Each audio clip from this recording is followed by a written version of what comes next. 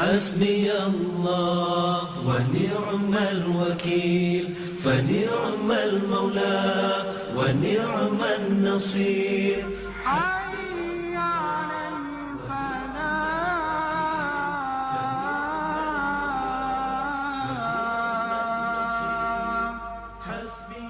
بھلائی کی طرف آؤ. الوكيل فنعم المولى ونعم النصير حسبي الله ونعم الوكيل فنعم المولى ونعم النصير حسبي اس سنت ہمارے محبوب پیغمبر صلی اللہ علیہ وسلم کی اصولی طور پر مذمت کرتی ہے انتہا پسندی کی تمام حالتوں. دین آسان ہے، کوئی درست نہ بنے نہ طول دے اسے اپنے اوپر حاوی کرتے ہوئے خود کو تباہ کرتے. سب سے بڑی غلطی کا جس کے آپ مرتکب ہو رہے ہیں تلاش کرتے ہوئے دوسرے لوگوں میں غلطیاں. ہم یہاں کیوں ہیں؟ اگر ہم یہاں ہیں شہرت کے لیے، پہچانے جانے کے لیے، یا اس لیے کہ کہا جائے ماشاءاللہ آپ کے پاس کتنا علم ہے، تو ہم اپنا وقت ضائع کر رہے ہیں.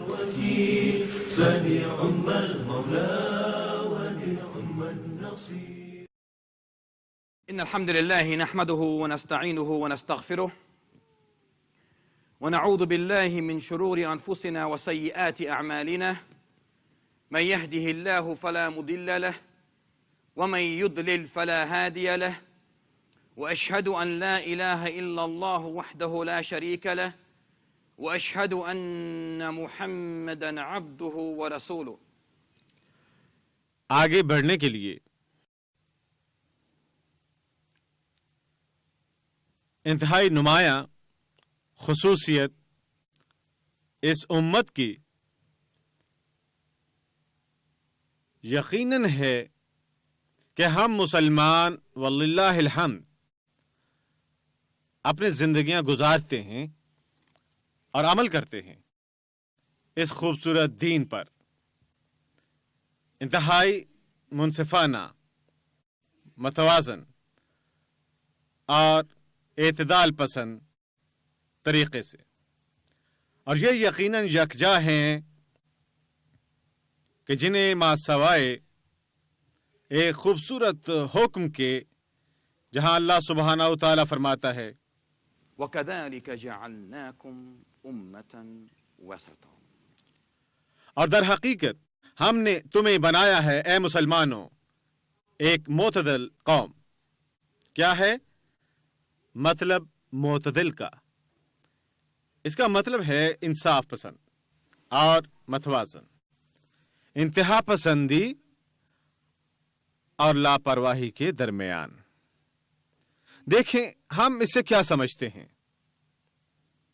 کہ وہ چیزیں جو درمیان میں ہیں ہمیشہ محفوظ ہیں، بالکل حفاظت سے، جبکہ چیزیں جو کنارے پر ہیں یا سائڈ پر یا ایک انتہا پر، وہ ہمیشہ ہیں غیر محفوظ اور خطرے میں.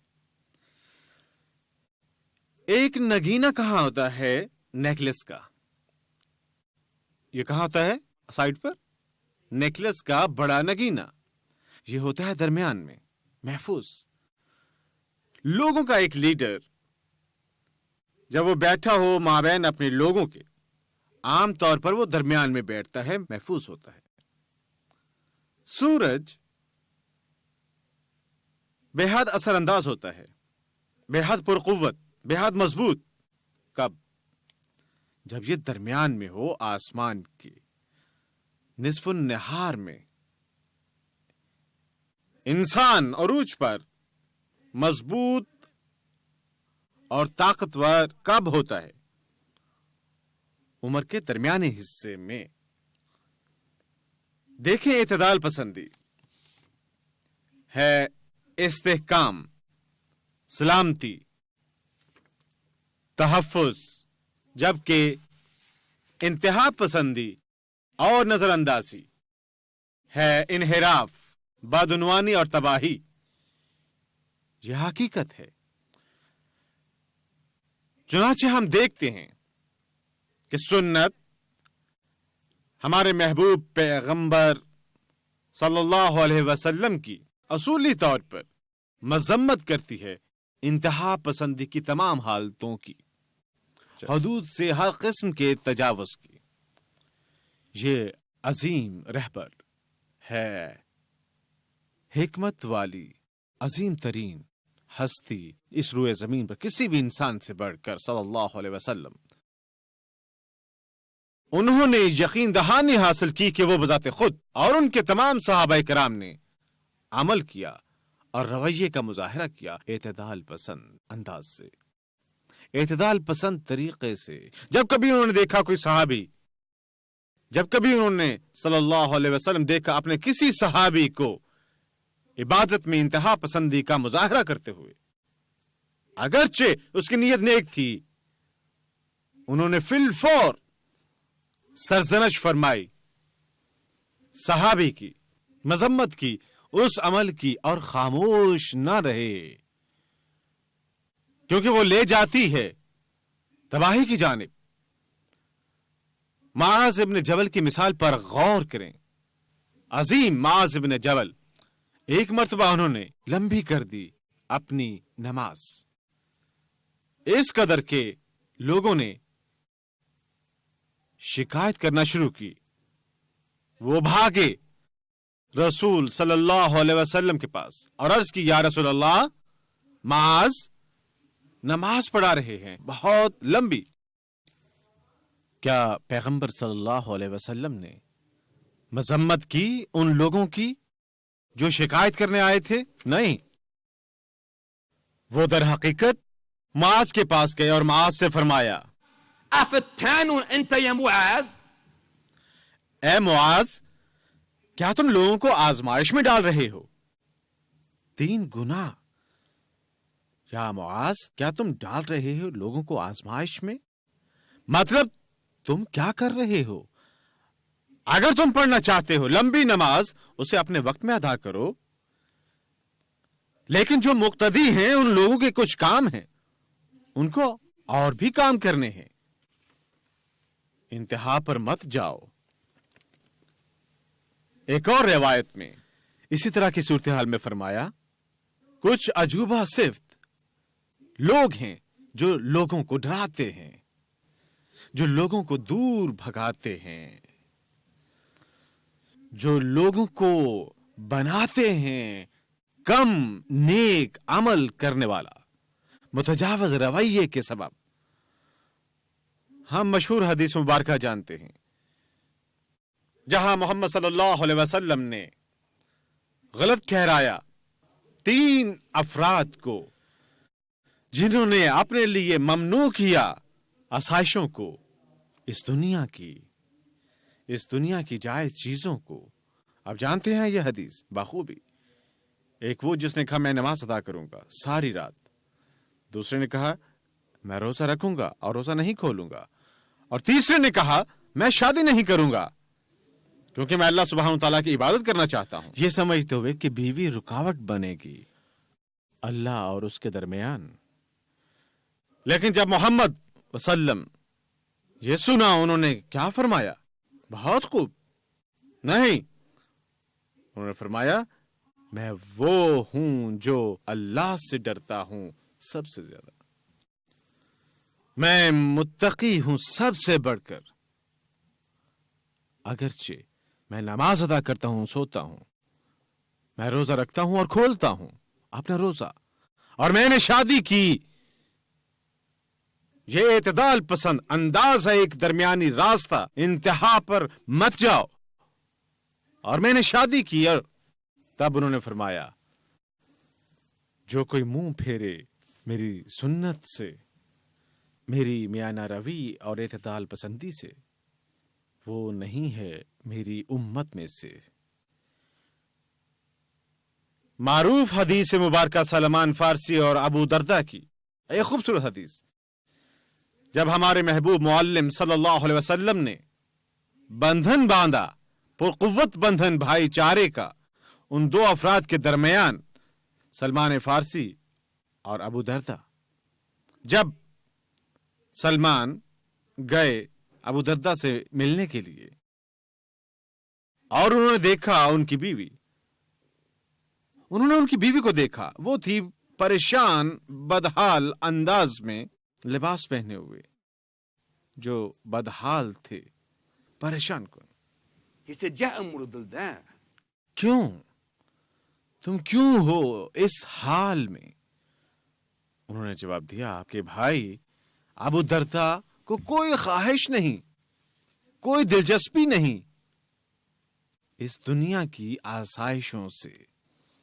اسی دوران کون اندر آیا؟ ابو دردہ. لہذا انہوں نے سلمان کو دیکھا. انہوں نے فی الفور ایک پلیٹ بنائی پھل کی ان کے لیے اور انہیں پیش کی. لیکن سلمان نے ان سے کہا نہیں، میں نہیں کھاؤں گا جب تک آپ میرے ساتھ نہیں کھاتے. انہوں نے کہا لیکن میں روزے سے ہوں اے سلمان. انہوں نے کہا آئیں اور کھائیں. لہذا انہوں نے کھائے. رات کا وقت آیا، دونوں سو گئے. اچانک تھوڑی دیر بعد جیسے ہی انہوں نے اپنا سر رکھا، ابو دردہ اٹھ کر چلے گئے. کس لیے چلے گئے؟ رات کی نماز کے لیے. سلمان نے دیکھا اور کہا یا ابو دردہ آپ کیا کر رہے ہیں؟ میں رات کی نماز ادا کر. آپ سو جائیں. انہوں نے ان سے کہا سو جائیں. ابو دردہ سونے کے لیے واپس چلے گئے. لہذا رات کا پچھلا حصہ ظاہر ہوا. سلمان اٹھے، جگایا ابو دردہ کو اور کہا اے ابو دردہ اٹھیں، آئیں اور اکٹھے تہجد ادا کریں. انہوں نے اکٹھے نماز ادا کی. جب نماز ختم ہوئی انہوں نے ایک سنہری بیان دیا. کہا اے ابو دردہ، لأهلك عليك حق ولجسمك عليك حق ولدينك عليك حق.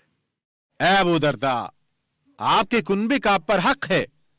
آپ ترک کر چکے ہیں. ابو دردہ بالفاظ دیگر آپ اسے ترک کر چکے ہیں. اس حالت کو دیکھیں، اس کی حالت کو دیکھیں. آپ کے جسم کا آپ پر حق ہے. آپ روزہ رکھتے ہیں، آپ ساری رات نماز ادا کرتے ہیں، اور آپ کا دین آپ پر حق رکھتا ہے. لہذا ہر ایک کو دیں اس کا حق. دیکھیں اسلام کتنا خوبصورت ہے. دیکھیں یہ دین کتنا خوبصورت ہے. ہر ایک کو دیں اس کا حق. اب ابو دردہ کسی قدر تھے ششتر، یہ ان کے لیے حیران کن تھا. وہ اپنے فعل کو عظیم سمجھتے تھے. لہذا وہ رسول اللہ کی جانب بھاگے صلی اللہ علیہ وسلم اور اس کی یا رسول اللہ یہ کچھ رونما ہوا ہے. عظیم ترین ہستی صلی اللہ علیہ وسلم نے کیا فرمایا؟ انہوں نے فرمایا سلمان سچ بولتا ہے. سلمان نے سچ بولا ہے. حنظلہ کی مشہور حدیث، رسول اللہ صلی اللہ علیہ وسلم کے مشہور صحابی نے حنظلہ نے ایک دن کہا خود سے حنظلہ منافق ہو گیا ہے، حنظلہ ایک منافق بن گیا ہے. اور یہ بات رسول اللہ صلی اللہ علیہ وسلم تک پہنچی اور رسول اللہ صلی اللہ علیہ وسلم نے ان سے فرمایا یا حنظلہ کیوں، کب اور کہاں تم نے کہا کہ تم ایک منافق بن چکے ہو؟ انہوں نے عرض کی یا رسول اللہ جب میں آپ کی صحبت میں ہوتا ہوں ہم اللہ کی بابت بات کرتے ہیں، ہم بات کرتے ہیں آخرت کی بابت، ہم قیامت کی بات کرتے ہیں، میری آنکھوں سے آنسو گرتے ہیں، میرا ایمان اس قدر پرقوت محسوس ہوتا ہے. لیکن جب میں آپ سے جدا ہوتا ہوں، میں گھر اپنے بچوں کے پاس جاتا ہوں، میں اپنے بچوں کے ساتھ کھیلتا ہوں، میں اپنی بیوی سے باتیں کرتا ہوں، میں لطف اندوز ہوتا ہوں اپنے گھر سے، میں اپنا ایمان محسوس کرتا ہوں ختم ہوتا ہوا. میں محسوس کرتا ہوں میں ایک منافق ہوں. سنیں حکمت سے بھرپور، ذہانت امیز، اسمارٹ الفاظ عظیم تر معلم کے صلی اللہ علیہ وسلم. انہوں نے جواب میں کیا فرمایا؟ انہوں نے ان سے کیا فرمایا؟ انہوں نے ان سے فرمایا اے حنظلہ اگر تم رہو، بھائیوں اور بہنوں غور سے سنیں، اگر تم رہو اسی حالت میں جس میں تم میرے ساتھ ہو، ہمیشہ فرشتے نیچے اتریں گے اور گلیوں میں تمہیں سلام کریں گے، بلکہ تم سے مصافحہ بھی کریں گے، کیونکہ تم کامل نہیں ہو فرشتوں کی مانند۔ فرشتے اطاعت میں کامل ہیں، لیکن ہم نہیں ہیں، ہم کامل نہیں ہیں۔ لہذا انہوں نے فرمایا ان سے اس کے لیے ایک وقت ہے، اور ایک وقت ہے اس کے لیے بھی، تو اس کی اجازت ہے۔ کچھ حالات میں اگر ایسا نہیں کہ ایک وقت اللہ کو راضی کرو اور ایک وقت شیطان کو خوش کرنے کا، نہیں، میں یہ نہیں کہہ رہا۔ جیسا کہ ایک مرتبہ ایک بھائی کے ساتھ اس کی کار میں داخل ہوا، فجر کی نماز کے بعد وہ ادا کرتا فجر کے وقت پر، کچھ دیر قرآن سنتا اور واپس گھر آتا اور میوزک آن کر لیتا۔ میں نے کہا بھائی آپ کیا کر رہے ہیں؟ اوہ بھائی کیا کر رہے ہو آپ؟ اس نے کہا شیخ اس کا ایک وقت ہے اور اس کا ایک وقت ہے۔ وہ کیا؟ ہم اللہ کی عبادت کریں، ہم اللہ کی عبادت کرتے ہیں یقینی اور مکمل طور پر اس کے لیے ایک وقت حلال ہے اور اس کے لیے ایک وقت حرام ہے۔ حرام کے لیے کوئی وقت نہیں۔ ایک خصوصی روایت محمد بن اسماعیل بخاری سے ہے، وہ اس کا تذکرہ کرتے ہیں کتاب الایمان میں، دین کی کتاب، زیر عنوان دین آسان ہے۔ وہ عبد الرحمن ابن سحر کی خوبصورت حدیث بیان کرتے ہیں، روایت کردہ ابو ہریرہ رضی اللہ عنہ سے، کہ ہمارے محبوب پیغمبر صلی اللہ علیہ وسلم نے فرمایا کہ دین آسان ہے۔ یہ بخاری میں ہے بھائی اور بہنوں، دین آسان ہے، کوئی درست نہ بنے نہ طول دے اسے اپنے اوپر حاوی کرتے ہوئے، خود کو تباہ کرتے ہوئے۔ لہذا اپنی ذمہ داریوں کی تکمیل کریں جس قدر بہتر طور کر سکتے ہیں اور خوشی منائیں۔ خوبصورت حدیث۔ اب یہ حدیث خوبصورتی سے خاکہ بناتی ہے، خوبصورتی سے خاکہ بناتی ہے اعتدال پسندی کی خصوصیات کا، خصوصیت اعتدال پسندی کی، جہاں انہوں نے فرمایا اپنی ذمہ داریاں پوری کرو۔ عربی لفظ ہے جس کا مطلب ہے مقصد بنانا، کوئی چیز رکھنا یا کچھ رکھنا ہدف پر، جیسے ایک تیر اپنے ہدف کو نشانہ بناتا ہے، جس سے ایک تیر جو آشکار کرتا ہے اعتدال پسندی کا۔ یہ مطلب نہیں کہ باہر نکل جاؤ اسلامی اصولوں سے، حدود سے باہر نہ جاؤ، اسے ہمیشہ سمجھیں کہ یہ نظریہ اور اعتدال پسندی اسلام میں کسی بھی شکل یا طرز میں، اور اس لمحے پر غور کریں، کیا کسی بھی شکل یا طرز میں اس سے یہ مراد لی جا سکتی ہے جھوٹ، سستی، لیت و لال، سمجھوتا اسلامی قانون سے؟ نہ ہی اس سے مراد یہ ہے کہ ہم پیروی کریں اپنے ہی رجحانات کی، اسے پابند ہونا چاہیے سننے کے لیے قرآن اور سنت۔ اور تب انہوں نے فرمایا جتنے بہتر طریقے سے کر سکو اپنے فرائض پورے کرو۔ آپ کر سکتے ہیں، سبحان اللہ۔ بتانے کے بعد پہلی خصوصیت وہ اس کی ستائش ایک خوبصورت بیان سے کرتے ہیں، جس قدر بہتر طریقے سے تم کر سکو، جو اشارہ کرتا ہے بے حد اہم چیز کی جانب۔ یہ اشارہ ہے کہ وہ کاملیت نہیں ہے جس کا کہا کیا، یہ وہ نہیں ہے جس کا حکم دیا گیا ہے۔ ہم نہیں کر سکتے، کبھی نہیں ہوتے 100% اپنی عبادت میں کامل، کبھی نہیں، ناممکن۔ ہم کوشش کر سکتے ہیں جس قدر طور پر بہتر کر سکتے ہو کرو۔ فاتقوا الله ما استطعتم لا يكلف الله نفسا الا وسعها۔ اور تمام تر آیات اور تمام احادیث حوالہ دیتی ہیں اس اہم اصول کا کہ ہم اللہ کی عبادت کرتے ہیں جس قدر بہتر طور پر ہم کر سکتے ہیں۔ اللہ جانتا ہے، اللہ سب جانتا ہے، یہاں دو مسائل ہیں جن کا میں تذکرہ کرنا چاہوں گا. دو انتہائیں ہیں جن میں لوگ داخل ہو چکے ہیں. آپ حقیقتاً نہیں کر سکتے. اس سبق کی تکمیل ایک نشست میں ناممکن ہے. آپ کو کئی ماہ چاہیے صحیح طور پر حقیقت میں سمجھنے کے لیے درست وضاحت کو اس موضوع کی. تاہم دو مسائل ہیں جو میں لاؤں گا زیر بحث، کیونکہ وہ بے حد اہم ہیں، جس میں لوگ داخل ہو چکے ہیں یا انتہا پر چلے گئے. آج بہت سے مسلمان آ چکے ہیں سکتے میں یا تہمت یا بدسلوکی کی زد میں اور الزام کی زد میں. وہ سب جو اتفاق نہیں کرتے ان کی آراء سے اور نقطہ نظر سے، وہ سب جو اتفاق نہیں کرتے ان کی آراء سے اور ان کے نظریے سے، اور ان سے خوشی کا اظہار کرتے ہیں جو ان سے متفق ہیں، ان سب پر بہتان لگاتے ہوئے جو ان سے متفق نہیں ہیں. اور وہ کہتے ہیں کہ ہم دفاع کر رہے ہیں. یہ فریب ہے کہ ہم دفاع کر رہے ہیں اسلامی قائم شدہ اصولوں کا، لیکن معاملے کی حقیقت ہے یہ خلاف ورزی کے علاوہ کچھ نہیں اسلامی قائم شدہ اصولوں کی، اور یہ ان کی اپنی تشریح ہے.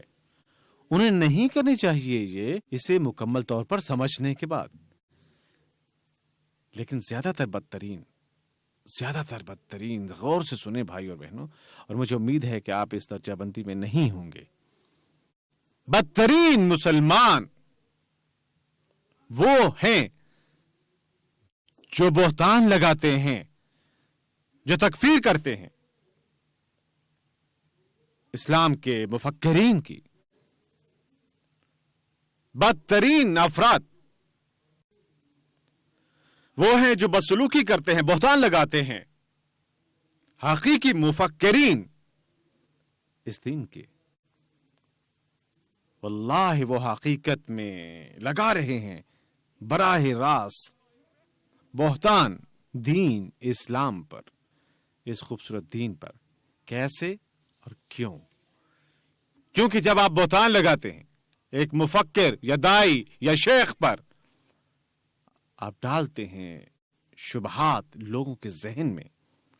آپ شبہات ڈالتے ہیں لوگوں کے ذہن میں اللہ کے دین کی بابت. اسکالرز، دائی وہ ہیں جو سکھاتے ہیں، تبلیغ کرتے ہیں، وضاحت کرتے ہیں، پہنچاتے ہیں اس خوبصورت دین کو. لہذا جب آپ اے مسلمانوں جو بھی انڈے سے باہر نہیں نکلے،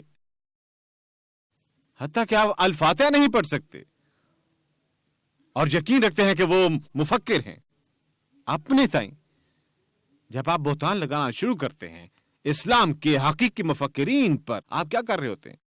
آپ لوگوں کو اسلام سے متنفر کر رہے ہیں.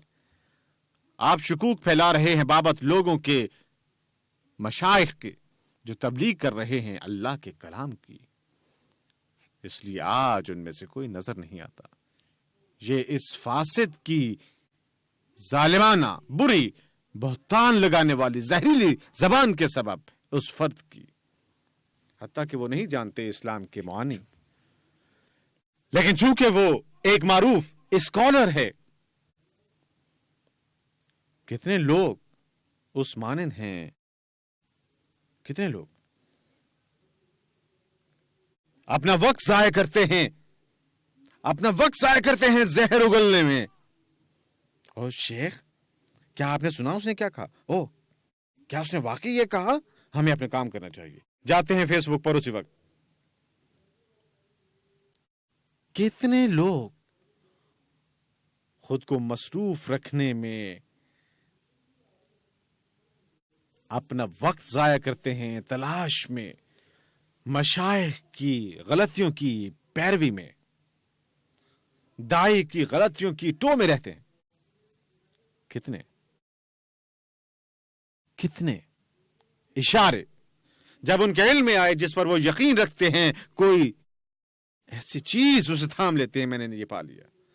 میں نے اسے پا لیا، لیکن کیا وہ کامل ہے؟ کیا وہ شیخ کامل ہے؟ کیا وہ دائی کامل ہے؟ نہیں، وہ ایک انسان ہے، اس سے لاکھوں غلطیاں ہوں گی، وہ انسان ہے۔ بجائے اس پر بہتان لگانے کی، چغلی کرنے کی، تکفیر کرنے کے، اسے پکارنے کے، ایک جاہل، ایک فاسق، ایک ظالم، اسے مشورہ مت دو، اسے مشورہ مت دو۔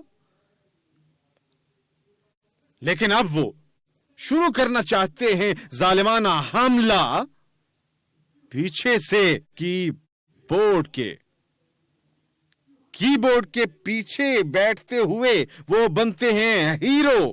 جب کمپیوٹر کا معاملہ آتا ہے وہ اپنی پگڑیاں رکھتے ہیں اپنی کمپیوٹر کے پیچھے اپنے، سب وہاں اسلامک کتب ہیں اور وہاں اس معروف اسکالر شروع کرتے ہیں ظالمانہ بدکار شیطانی حملے ان پر جنہوں نے اپنی زندگیاں بسر کی اللہ کی خاطر،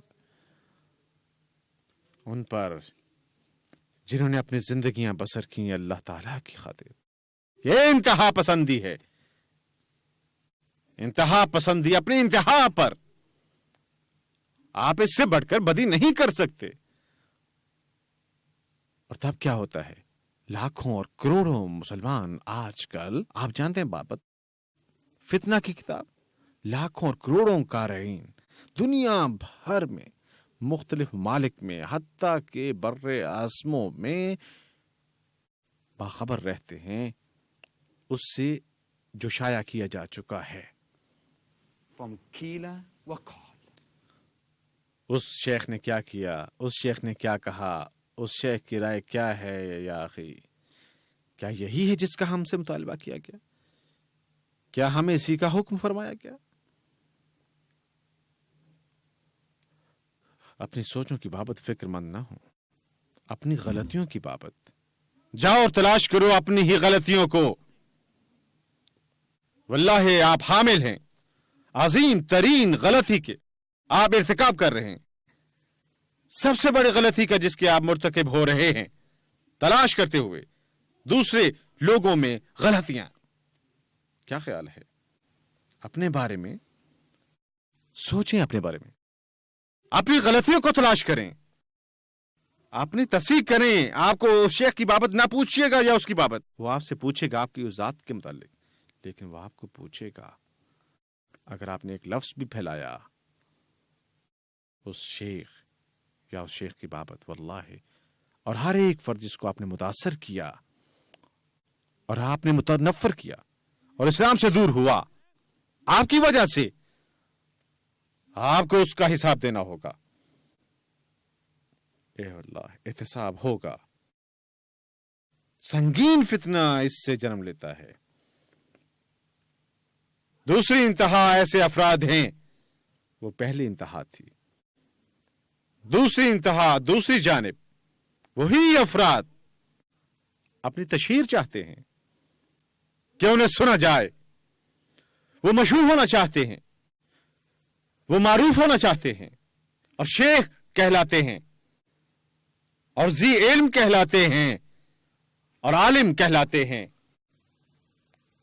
یہ وہی لوگ ہیں جو اسلام کے حقیقی مفکرین کو نہیں جانتے۔ اسلام کے حقیقی صالح لوگوں کو سب سے زیادہ ڈر کس بات کا ہوتا ہے؟ مشہوری اور جانے جانے کا۔ انہیں ڈر ہوتا ہے اپنی مشہوری کا اور جانے پہچانے کا۔ وہ اس سے بے حد خائف ہوتے ہیں۔ وہ حقیقی اسکالر سے، یہ حقیقی صالح دائی ہیں۔ واللہ حتیٰ کہ ان میں سے کچھ خود کو ہٹا لیتے ہیں درس سے جب دیکھتے ہیں بہت زیادہ لوگوں کو اپنے سامنے، جیسا کہ سنت میں تذکرہ ہے۔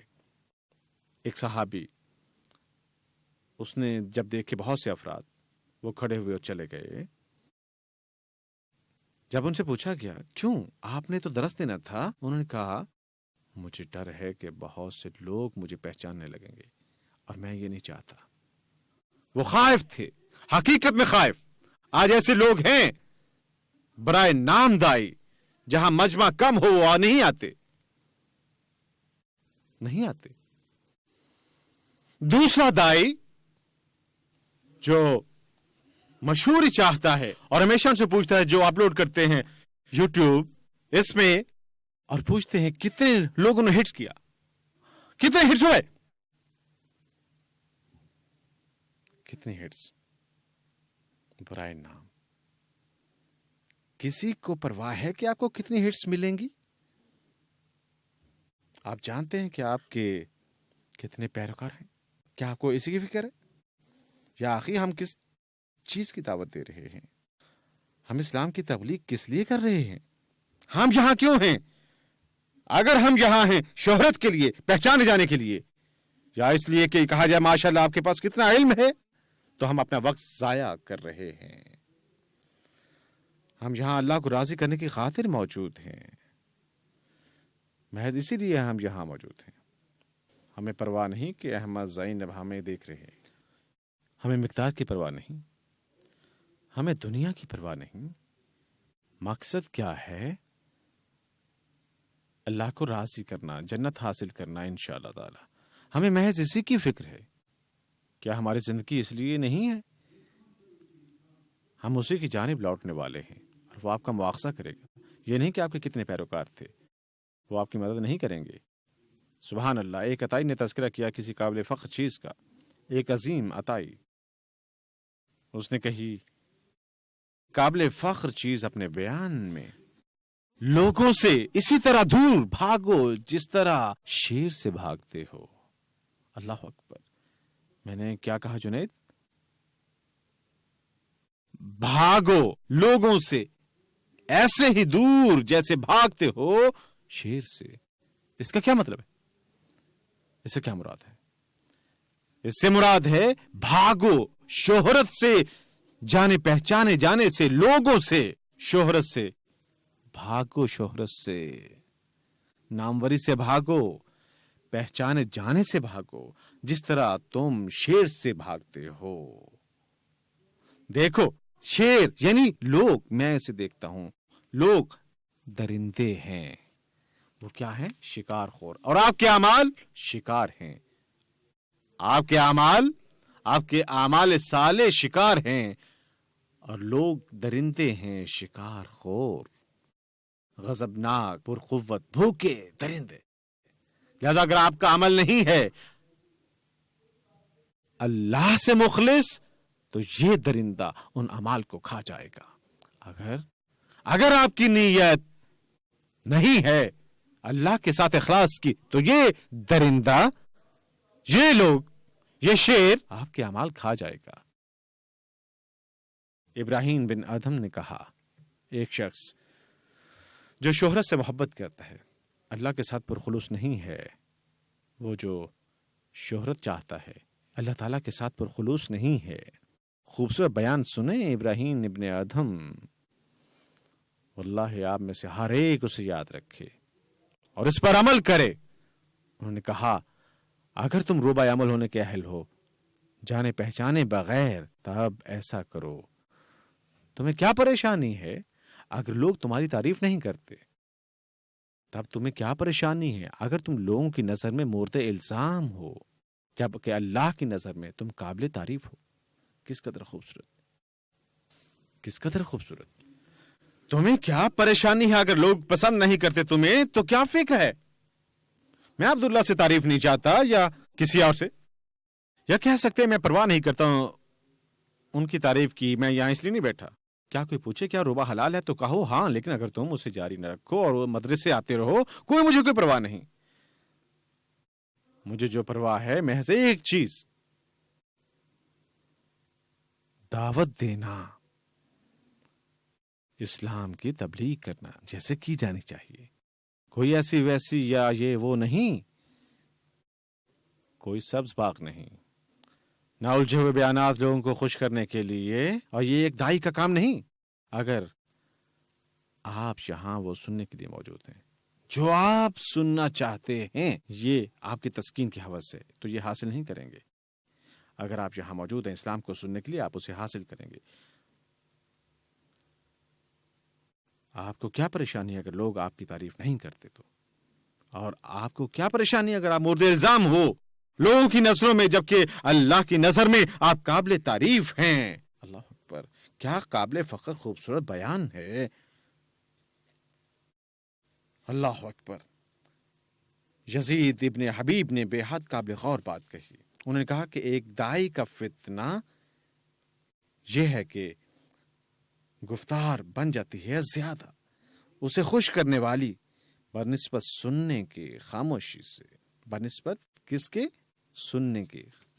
مطلب فتنہ ہے ایک مسئلہ جو کچھ داعی حضرات کے ساتھ ہے، وہ کسی اور کو سننے کے لیے تیار نہیں ہوتے، وہ کبھی بھی بیٹھ کر کسی اور کو نہیں سنتے، وہ ہمیشہ بلندیوں پر رہنا چاہتے ہیں۔ یہ ایک فتنہ ہے، اور یہی وجہ ہے سفیان ثوری نے کہا اگر تم ایک داعی بننے کے اہل ہو، ایک مبلغ، اسلام کا ایک معلم، بغیر شہرت کے، تب ایسا کرو۔ انہوں نے کہا واللہ اگر لوگ جانتے تمہارے گوشت میں کیا ہے، تم میں کیا ہے، وہ تمہیں کھا جائیں گے۔ اور ہم جانتے ہیں کہ ایک اور روایت میں جو تذکرہ کرتی ہے اسی بابت، اگر گناہ کی کوئی بو ہوتی تم کسی کے ساتھ نہ بیٹھ سکتے۔ یہ کیا ہے؟ اگر آپ کے گناہ کی کیا ہوتی، تم اہل نہ ہوتے بیٹھنے کے کسی کے ساتھ، کیونکہ ہم سب گنہگار ہیں، ہم سب گناہ کرتے ہیں، کیا ہم نہیں کرتے؟ اور ہم سب بے تحاشا گناہ کرتے ہیں۔ اگر وہ گناہ حقیقت میں ایک بو کا حامل ہوتا، ایک بو کا، تو تم نہ بیٹھ سکتے کسی کے ساتھ۔ ابراہیم ابن آدم کی کہانی، وہ ایک شاندار شخص تھے، مسحور کن شخصیت، واللہ اس عظیم شخص کی عظیم پیش رو۔ ایک مرتبہ وہ اپنے باغ میں تھے اور پھلوں کی دیکھ بھال کر رہے تھے، اگرچہ وہ عظیم مفکر تھے، اللہ اکبر، اور انہوں نے دیکھا کچھ لوگوں کو باغ میں داخل ہوتے ہوئے اور کہتے ہوئے ابراہیم ابراہیم کہاں ہے، جن کی بابت بتایا گیا کہ وہ باغ میں ہیں، اور وہ ابراہیم ابن آدم سے ہی بات کر رہے تھے، لیکن کوئی نہ پہچانتا تھا چہرے مہرے سے۔ انہوں نے کبھی نہیں دیکھا تھا ان کا چہرہ لوگوں کے اس گروہ نے، لہذا وہ باغ میں گئے، کہا ابراہیم آپ کہاں ہیں؟ وہ باہر آئے۔ انہوں نے کہا تم کسے تلاش کر رہے ہو؟ انہوں نے کہا ہم بات کرنا چاہتے ہیں عظیم شیخ ابراہیم سے، کہ ابراہیم کون ہے؟ یہ ابراہیم ہے۔ انہیں بتایا کیا تھا کہ وہ باغ میں ہیں۔ انہوں نے کہا واقعی مجھے بھی ان کی تلاش ہے، لہذا دیکھتے ہیں۔ اے ابراہیم، وہ خود کو آواز دے رہے ہیں، اے ابراہیم۔ کیوں؟ کیونکہ وہ نہیں چاہتے تھے کوئی انہیں پہچانے۔ یہ حقیقی اسکالر تھے، یہ اصل اسکالرز تھے۔